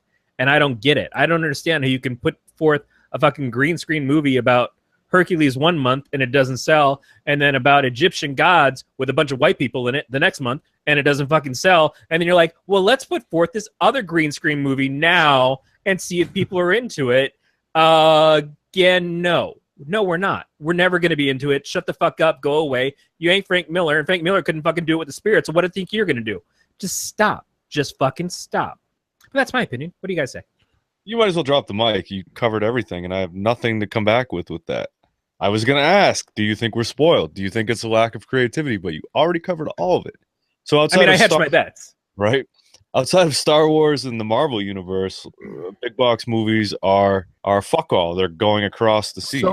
So I mean, a lot of it, and we've seen this in the years past, like where, for example, and I'm not going to speak to quality of movies. I'm just going to speak to movies that I know this happened. Battleship aired had been in the theaters a full month in the UK before it premiered in America. So, I mean, and you can speak to the quality of the movie however you want, but you look at that same thing and there has to be a reason to that as to why they would why they would release the movie, a full month before here. Well, they released Star Wars in the UK before they released it here because it was filmed there, right? But that was 2 days or a week at the most. I think it was about a week. But I mean, God damn, you can't get much more American, like, ingrained. We own this shit if we want to feel our fucking privilege rising up out of us than Star Wars, And so you mean then a movie about the American military? Granted, they did this alien invasion thing or whatever too, but I don't know what you're fucking talking about, man. My film had stormtroopers in it. Like maybe that's where we're going. Fucking Black Lives Matter, people. So I just know that the distribution and everything is one thing, and certainly if a movie comes out in one place first, then there's a chance of piracy. But I don't think that's what's going on here. I think there is a genuine disinterest for 70% of the films that are coming out now. And I think it's because they all are meant to achieve the super high level. So when you have a smaller film that has a budget in the range of a 35 million, and it only takes 50 million for it to be able to be seen as a success, and it breaks 100 million, and it's like, oh shit, we're going to do sequels galore on this, then that's perfectly well and good. But when you're having super high expectations all the time, you cannot always meet those expectations. So you're going to fail more often than not. And it's the same thing I've always said with superhero comics, and Superman in particular, is if you make Superman have every power and you give him invulnerability and you give him giant strength where he can bench press the fucking planet and all these other things, then eventually you lose the ability for Superman to fight anybody because the whole danger is gone. Also, in teen comics, if the Avengers are saving the world every fucking issue, then at some point they go up to, well, we can't just save the world, we have to save the galaxy. And then we can't just save the galaxy, we have to save the universe. And we can't just save the universe, we have to save all existence in time and space and fucking whatever. They Neil deGrasse Tyson that shit out. And then at some point it's like, well, then I guess I'm really not that interested in the Luke Cage fights the Scorpion issue, because the universe and everything that began and ended with the atom isn't taken into account here. It's just some guy punching another guy. That seems dull now. You do that all the fucking time. That's your go-to. You're always rocketed to 100. People are going to look at it and say, well, you only hit 13 when you promised 100. Or my expectations are 105 now, and you can't even make it to 80. So I'm done with you. So this is why regular porn doesn't get me off anymore. Yeah, exactly. I need albino midget stump porn, or I just can't do it. Lesbian Eskimo ninja left-handers. Yeah. And I know the term is little people stump porn, but I get you. I completely.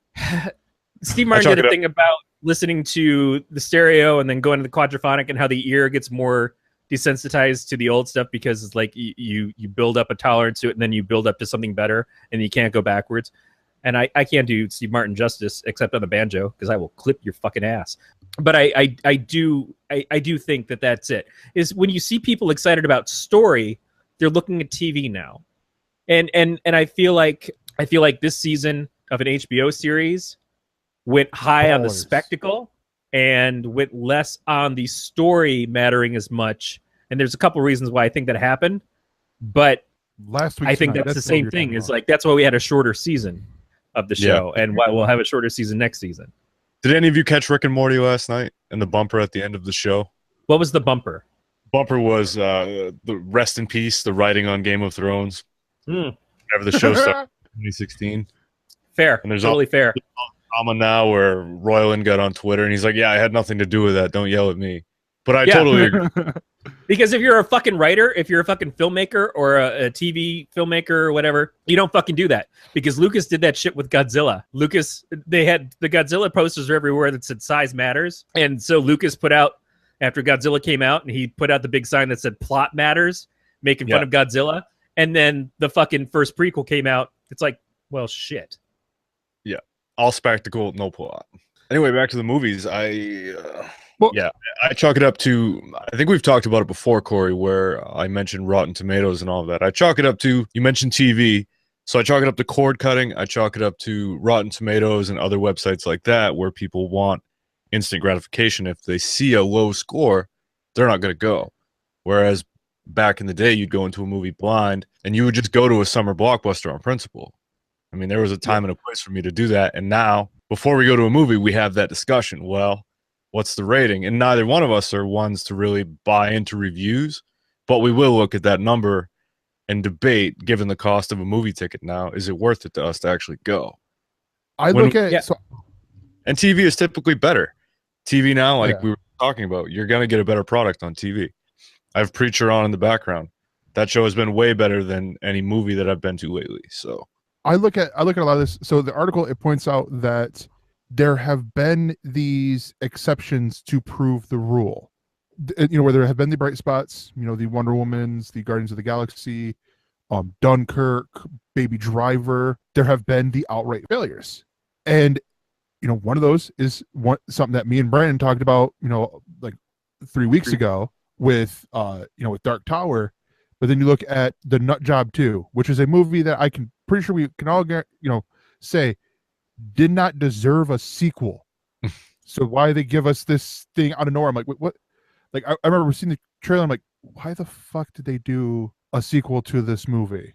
Whose kid asked for this movie? Sort of thing. How did the first Nut Job do though? I mean, compared to how much it cost to make and putting out a sequel, because that's the thing is like there is a sense of kids' movies are going to do well no matter what the fuck they are. Now that's not always true, but then you see some shit like the Emoji Movie and you go, how in the fuck does the Emoji Movie get made?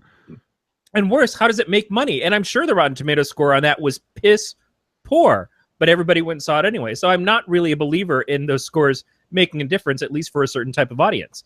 The Transformers films, I know, Brandon, you brought this up a little bit on Sunday. I know, I was waiting to fuck me in the ass over it, too. No, I mean, the Transformers films are strangely successful. And yes, again, more successful overseas. But even in America, they've done pretty well for themselves. I have not been able to understand them since the beginning because I can't tell the difference between any of the characters on the screen. And I'm talking about the humans in that too, that they all just fucking do the same shit and sound alike and look alike. And you see the same goddamn footage and explosions from the other fucking Michael Bay movie. Noise for me. It makes no sense at all. I couldn't follow Transformers 2 at all. By the way, Bobby Moynihan left NSL to do SNL to do fucking Nut Job 2. You leave a job you've had for what fucking years at this point? A shit ass movie. Wait, Bobby Moynihan actually has a CBS sitcom coming out. Yeah, really? What is it? Do you know? It's called Me, Myself, and I. I see. It's basically Young Sheldon except through the generations. It's Young Sheldon where he's playing the Sheldon Cooper now. You got John Larroquette playing him in the future, and then there's a child actor playing both of them as a kid. That's gonna get canceled. Maybe, but it does give you an opportunity to work with John Larroquette, and I can't say that I wouldn't have made the same goddamn decision. That is true. But yeah, so the Transformer movies are a good example of people kept going to see them, and I am not that audience, but there is an audience for it, and they keep making the same thing over and over again until now. What they're doing is they're doing a prequel that is in the 80s that has John Cena and has the girl from from the Pitch Perfect 2 and the Western remake. I can't think of her name, unfortunately. Haley Steinfeld. So that's going to be about Bumblebee because they wanted to do an expanded universe for Transformers. Because why the fuck wouldn't you do an expanded universe of the same goddamn stories over and over again? But at least maybe this one will be a little bit different because of a different time and some new actual actors in it. Wahlberg. But they're bringing back Starsky and Hutch on TV. They're bringing back SWAT. Can we just do away with all of that? Write that off. It's not going to be a good cash grab. It's funny that they bring them back from films to TV again, right? Which is kind of what the problem is with movies for a while too. Is that it's like, oh, all these nostalgic TV series, we're going to make a movie out of it, and we're going to expect that the nostalgia is going to be what sells you. So how come no one saw Baywatch? I didn't think Baywatch was a great show to begin with, but I certainly didn't look at the Baywatch movie and thought, that's a must-see. I didn't feel that way about Chips. I didn't feel that way about any of these. I mean, Starsky and Hutch had Stiller and Wilson at a prime point for both those actors, but it still didn't look like it was going to be the funniest comedy of the decade or anything when it came out. It was just, yeah, we're going to put these guys in a weird situation and have some throwbacks to the 70s. I actually love the SWAT movie. It's one of those guilty pleasures of mine that I watch every time it's on TV. That had LL Cool J in it. LL Cool J, Colin Farrell. Yeah, Colin Farrell and Michelle Rodriguez. Ooh, movies. I thought the Dukes one was the best between like SWAT, Miami Vice, Dukes of Hazzard, Starsky and Hutch, all of those that came out then. So if they're going to do that in TV now, does that signal like a swing shift back to shitty TV and better movies? I doubt it. Well, every time they do the movie to film and then they try to bring the film back to TV, I don't know that it does any better anyways. And that's, again, TV's trying to work on nostalgia. There's a MacGyver series out right now. A couple years ago, they tried to bring Charlie's Angels back to TV after the film franchise had hit its point of like no more, and that didn't do very well. Bionic Woman, Knight Rider, all of those things have tried and failed over and over again. You definitely forgot Ironsides. That came back too. Yeah, Ironside. I think Ironside is coming back again. I think Robert Downey Jr. is working on producing it. Wow, amazing. Not surprising at all. Hawaii Five-0 is actually very successful because it's on CBS on Friday nights, and it's like people who are just waiting for their hot milk to kick in so they can go to sleep. It's the only thing that's on. I get that. My mother. Yeah. I'm 2 years away from that myself. Speaking of Brandon's mother, Nate, I was trying to find a way to bring you in for so much, but they both kept talking. I'm like, okay, they went quiet. Segue, Nate. That's why I didn't want to butt in and say anything. So I was thirsty. I needed something to suckle. So here's Nate. But you guys know that this weekend was like the piss poorest weekend for films in like forever. Like the highest grossing movie this weekend was the second week, I think, of The Hitman's Bodyguard. It made 10 million, followed by Annabelle Creation. So there was nothing that came out that was drawing people's interests. Well, there was nothing that came out. I mean, Hitman's Bodyguard, isn't that the Sam Jackson movie? Sam Jackson, Ryan Reynolds. Yeah, I do actually want to see that. But this movie was also the Mayweather-McGregor fight and the season finale of Game of Thrones. Granted, neither of those were on Friday, but yeah, and Houston is obviously going through terrible weather and everything, but I just don't think that really shows enough of why everybody decided not to go see the movies. There's always stuff like that happening. Not always that level of disaster, and I certainly don't want to downplay what's going on. Is it just that there's nothing? I mean, I guess is what you guys are kind of hitting on, but there's nothing worth seeing. Yeah. You also add to there's a lot of factors. I mean, I would like to see what the box office stats are for like the last week in August, first week September, just because you have back to school, so people are spending a lot of money there. Typically, like your summer blockbusters are here and gone, and then people are trying to get out because again, for a lot of places in the country, it's the last real weekend of summer because we've got. I mean, this weekend coming up is like the big end of summer weekend. It's Labor Day weekend. So, I mean, people are more kind of geared towards their last couple of days at the beach or whatever it is that they're doing their last couple of days. I mean, after this coming weekend, like, again, if you're in an area that has like your typical four seasons, obviously I'm not talking about like, Southern California, stuff like that. But, you've got your theme parks are going to be going back to like the limited hours before they close for the seasons and things like that. So I don't think I'm curious as to if these next couple of weekends or the one we've passed and then the one coming up are typically low for movies anyway. But that's a prime time to like throw out something that would be that have no competition and that sudden hit of, yeah, we know it's going to be slow because predictably it's slow every year, but to not have anything land. And Brandon had answered something that you mentioned. Number 9 out of the top 10 of the films of the weekend was the Mayweather-McGregor fight. They played it in some theaters. It made $2.6 million. Well, I know the theater me plays Game of Thrones episodically every weekend, and you can go to the theater and watch Game of Thrones. I'll put it to you guys this way: as someone who, for the month of the like July and August, I was going almost weekly to the movies.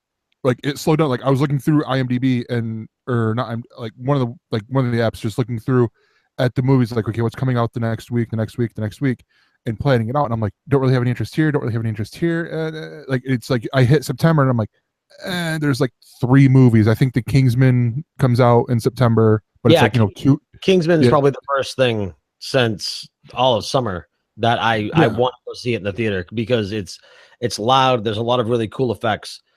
So it's going to be great. And Channing Tatum's in there. well, yeah, I mean, extra large Channing Tatum, you got to have that.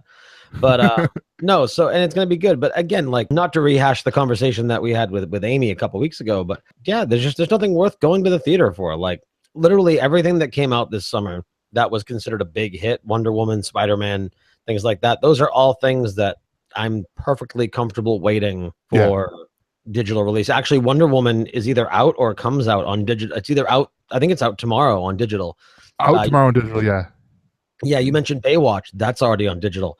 I'm sure Homecoming is right around the corner. So Brandon and I have actually had this conversation, I think at least once or twice in the recent past, where the turnaround now is so quick. If you don't absolutely have to see it in the theater, you're waiting like a month and a half. I mean, look how much money Wonder Woman made, and it's already on digital. Guardians is already out. I already own it, and that seems like it just left the theater. But there's a time and a place to go to the theater, though. I agree with everything you're saying, but I think some movies need to be seen in a theater. And me personally, I like the experience of the theater. And I think Beat hit it here a little bit ago in the producer chat, but he said that the biggest blockbusters, Star Wars, Harry Potter, are all in late fall or winter. A lot of the big studio tentpole movies, they've looked at this and looked at, okay, what's making, what gets more money? It's either June, July, August, or November, December, October, November, December. That's really going to hit big. And then there's a little bit in March. But that's because we've been trained to do that. It's the same thing as Black Friday sales. If you instill in everybody that your biggest sale is going to happen this single day every year, even though it's not necessarily true, but that's the fever that you build up to, then the 3 days before Thanksgiving, no one wants to shop with you. It's because you fucking made them believe that they shouldn't shop with you those days. If you tell people over and over again, oh, our biggest hits are only going to come out these specific dates throughout the year, then don't fucking go see the movies at the end of August. Don't fucking see the movies in February. And don't be surprised when your movies sell for shit during that time then. You're the ones who chose when to pack these things together. And it's like, yeah, I'm going to put Spider-Man out 2 weeks after Wonder Woman, even though Wonder Woman's still kicking ass. We'll expect that people will want to go see Spider-Man now. And they did, and that's great, but not to the same degree that they might have if Spider-Man came up against nothing like it. Yeah. Yeah, but do you think some of that is to pull the momentum away again from DC? Like, this was the first decent, like, there were elements to Batman vs. Superman that were enjoyable. There were elements to Suicide Squad that were enjoyable. Both movies were absolutely horrible, but there were elements that were enjoyable. Now, I haven't seen Wonder Woman yet, but the general consensus is that front to back, it's the first great movie that DC has done in a while. It's great in comparison to what they've already put out. Again, like, I found it to be a pretty standard movie. It didn't really shake my foundations. I did see it in the theater at the very end of its run. Maybe it's still in the theater. I don't know.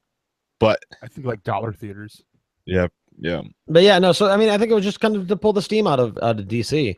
To say, look, like, I mean, because, yeah, Spider-Man is a headliner for sure, but not so much lately just because he's had the bad movies being done by Fox, with and overabundance of movies, too. Yeah, right. With the Tobey Maguire movies and then the Andrew Garfield movies. Like, it's just been a whole cachet of shit. So now you've got this new one that is being basically directed by Marvel Studios. So that was their way of saying, all right, you know what? DC had their 2 weeks in the sun. Like, let's go and put them back down to their level. And you add Spider-Man, who, again, could be considered a character that some people are growing tired of because he's been reborn in the big screen universe so many times. Yet he still came out and clobbered Wonder Woman, which was like the first female-led superhero movie. So I think that was kind of like their way of coming out and just saying, look, you might have a little bit of it, but we've still got it. Well, you're taking Marvel's flagship character and putting it up against a character in DC that isn't Batman. So there's no way to fail. And do the DC execs and the Marvel execs see each other's movies before release? I don't think so. But I think Marvel... You're talking about, I believe, the last like fan poll, you're talking about the number 3 character beating out the number 4 character. Like overall, I also want to say that I wouldn't particularly point that Spider-Man clobbered Wonder Woman because Wonder Woman at this point, now she's at 13 weeks, but she's at 406 million domestically, and Spider-Man at 8 weeks is at 318 right, but I mean, domestically. didn't clobber her for the weekend though. Like, That was my question. He beat her out for the weekend after she'd been out for a couple weeks. Yeah, absolutely. And I think that was knocked her out of the top spot. It would have been surprising for it to not be that way, but the longevity of Wonder Woman, I think, has impressed everybody. Four-way conversations are fun. Those of you that have seen both of those movies, which do you find to be the superior film? Superior is a very iffy thing Because All right. well, not just that they're two different. Spider-Man got to draw from all of the Marvel films before it. True. And that makes a difference from all the perspectives of all the other Spider-Man movies as well, is that it got to pull in Tony Stark, it got to pull in Captain America, it got to pull in a built-in audience that also were very likely to want to have a successful Spider-Man film on top of that. So it had advantages that Wonder Woman did not have, because Wonder Woman, while it ties into the character being introduced in Batman v Superman, did not really do anything with that connection in its film, and kind of thank God for that. And she was not a proven entity in films before that. Spider-Man had 5 other movies. Wonder Woman hadn't been seen in mainstream stuff since her TV series in the 70s, and then every time she appeared in a teen thing with the Super Friends / Justice League cartoons. So this was a big step for Wonder Woman to succeed in the way that it did, and I think that it doesn't even compare. Do you think that DC is smart now with the success of Wonder Woman?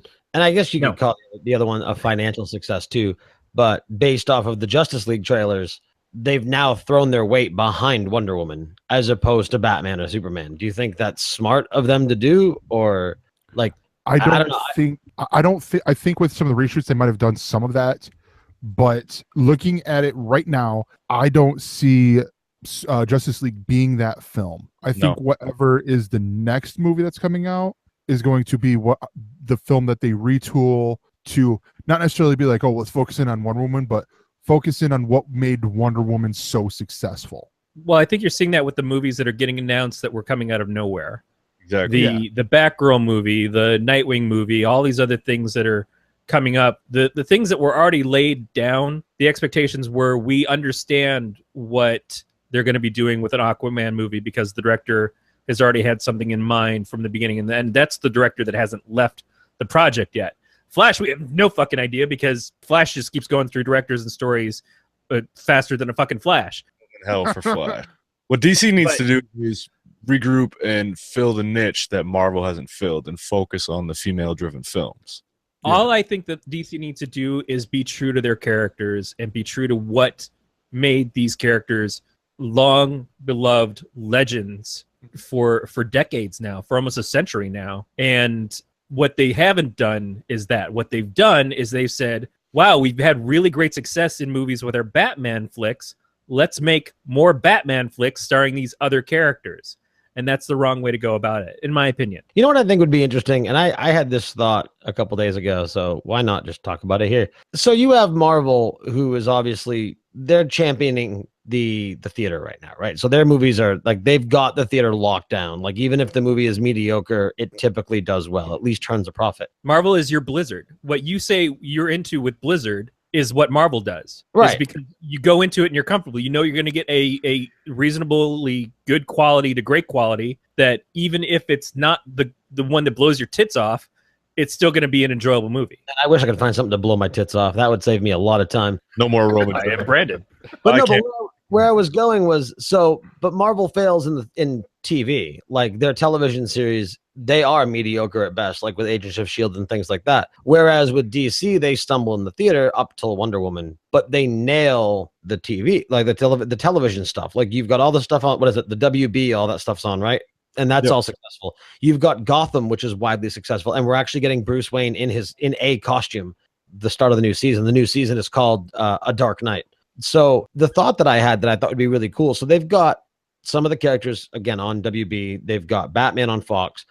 Like with comics, you have this whole multiverse thing, right? So you have like different storylines going different paths. Wouldn't it be cool if they had different contracts with different television companies or different channel studios or whatever the terminology is there. So you had like you had several of the characters on Fox running in Gotham, which you do currently in the Batman universe. You know, you've got all your villains in Batman and whatnot. Then you've got your WB stuff, and then maybe do something with like the USA Network. I don't know, and then like have a different storyline with the same characters. So essentially, what DC does then is they turn several TV stations into different multiverses where they're running different storylines. That would be great if not for the nuts and bolts of it all. Not to mention the fact that if they did a show in USA, it would inevitably be homogenized into wrestling, and then you would have superheroes in wrestling. You know, I was wondering if you were going to go wrestling, and I'm like, maybe not.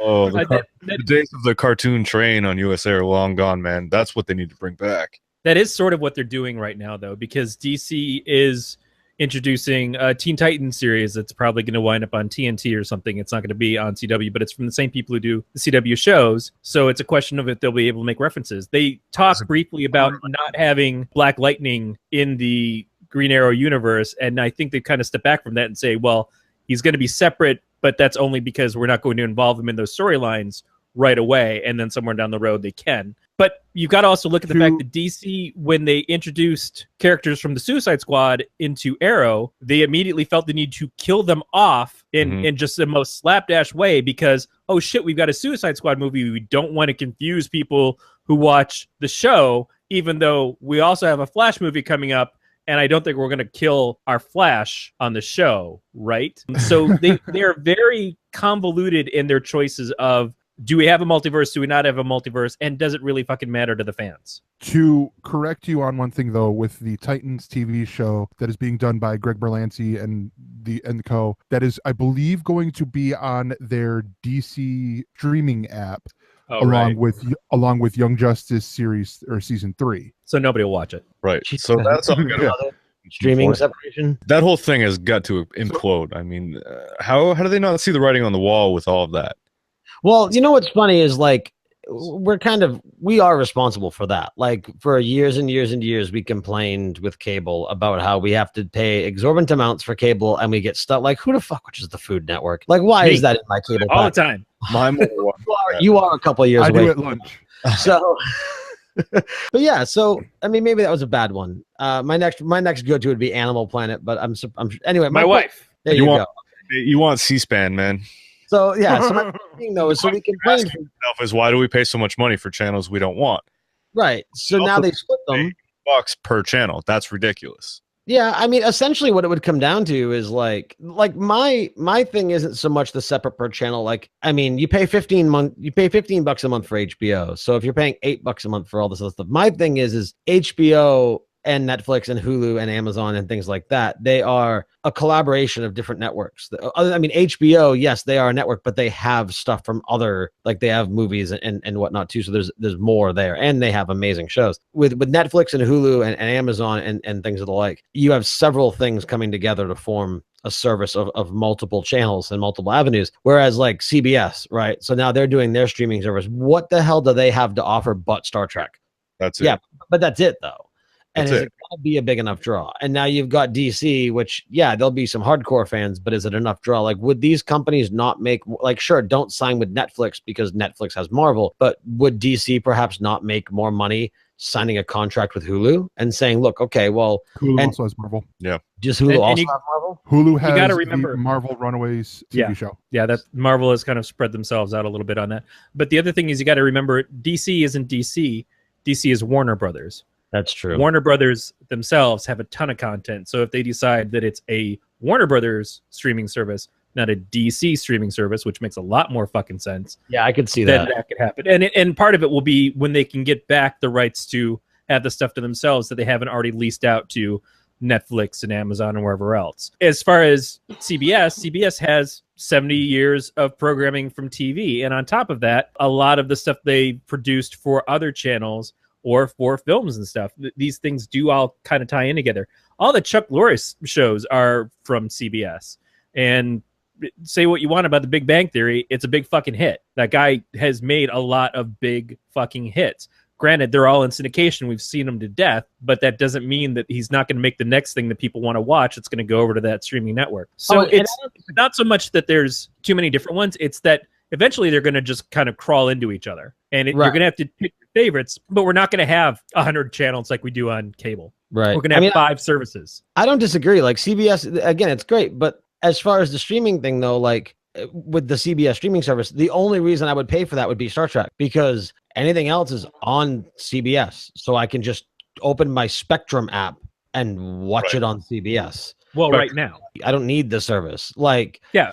Well, I mean, I guess, what's that? There's nothing else on CBS that we're talking about, although we do know that the Good Wife spinoff is on the CBS streaming. Well, Big Bang Theory is still around, and it's still a powerhouse. So, but like you said, it's on TV. It's the other things that we're going to find that are only on the streaming service. That once you're there, it's like you've opened the door and you've walked in, and it's like, oh, but what's this thing over here? Oh, I didn't know that they had this show. I've always kind of want to watch this.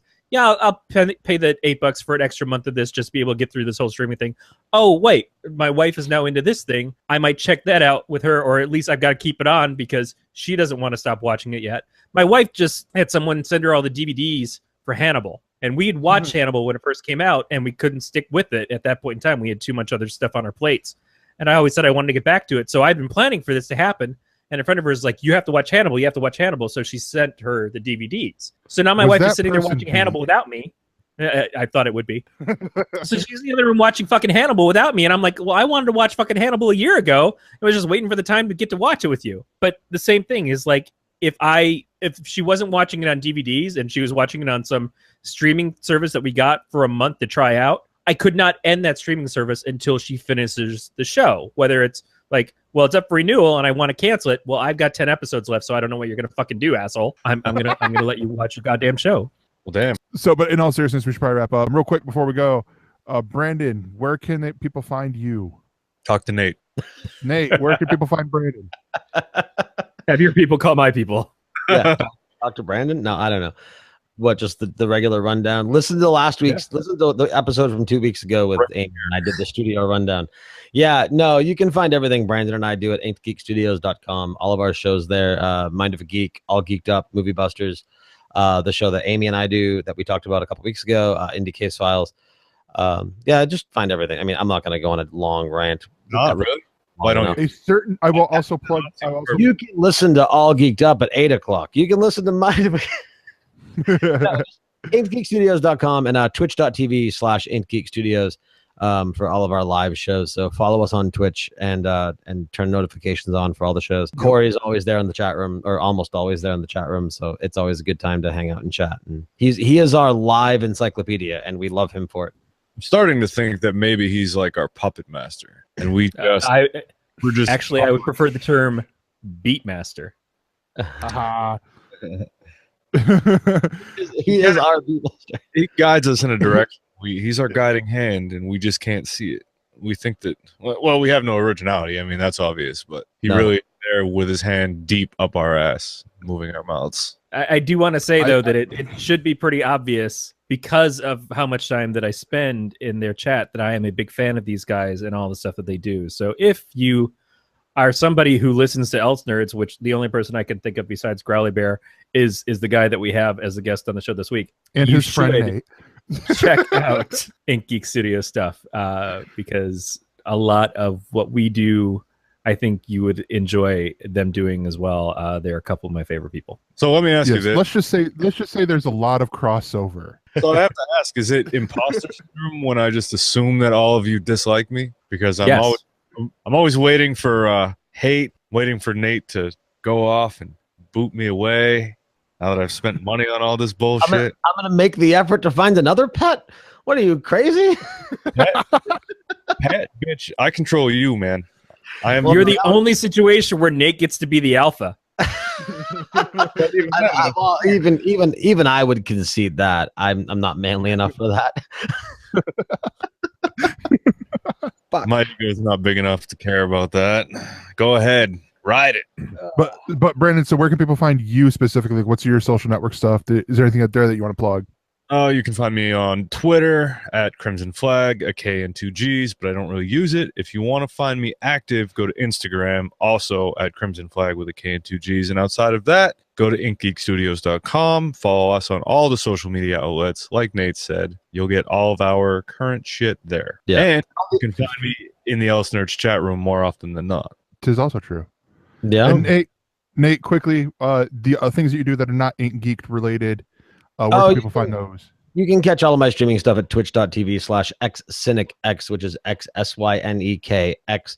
If you are so we have a little stem off there of Inked Geek Gaming, which is run by me and our artist / kind of producer guy, Hugo Sareva. So I am currently starting up a Madden 18 cloud franchise.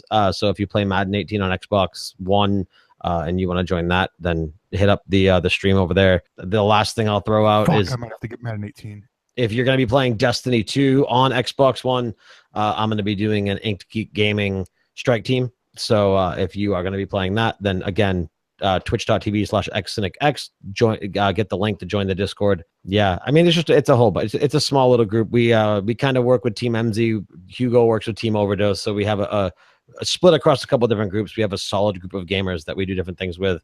I play Overwatch with the Overcast crew. So it's a bunch of different small groups that work together. And yeah, if you're a gamer and you want to stream stuff, then do that. Also, there's some creative stuff there too. Hugo draws live on his, I should say that, twitch.tv/WHOOGO for his stuff. And then and I paint Warhammer figures live on my stream too. But yeah, I mean that's it. All that stuff. That's it. That's everything. Is it? Yeah, that's it. I think it's something else here. I don't know. Do you guys have any other Maine listeners? If you live in Maine, September 22nd, join Brandon and I at Limitless Wrestling. We'll be there with our That Was Awesome podcast with a table and maybe some merch if we get it in time, and watching some cool local wrestling. So if you live in the southern Maine, New Hampshire area and you listen to ElseNerds, stop by and check out some cool local wrestling. He's also a cam girl. Make sure you go to all of your sites and you will find Nate. Yep. Go to I have a tiny dick, but you'll pay to look at it anyway.com. What do they call you, Nate? Peggy? Actually, let's just. I was going to do a throwback, but I forgot what Corey called it. What'd you call it? Stump porn? Albino little person stump porn. Yeah. Well, I mean, little finger, I guess, kind of works. Yep. We'll just tie it all together here. Yeah, I was just gonna make a gaming joke by saying, well, Nate's stuff is rated PEGI 18 over in the UK, but that was a thinker. So follow them on all those places. If you still want to, sure. Yeah, if you still want to. You can find us. You can find the network over at gncast.com/subscribe. That has links to everything. The subscription links. You can find all of our social network stuff at Galactic Netcasts. Across Twitter, Facebook, all that stuff. Same thing with the ElseNerds. Search for ElseNerds. You'll find all our stuff. Beatmaster is at Beatmaster80. Evan is at Mr_Fusion. Sean is at SBurnsPA. You can find all my stuff at that Gregor. And Corey, where can people find the things that you do? I help publish some comics that I've written some, and mostly I just do the blogging for the strips as I post them every week. You can go to don'taskcomics.com and look at the great artwork and stories by Levi Krause. Yes. And the final thing to be said is this has been a Don't Tell Glenn production. We will see you next week. Or else fucking Brandon will still be here, not asleep yet. I'll be here waiting.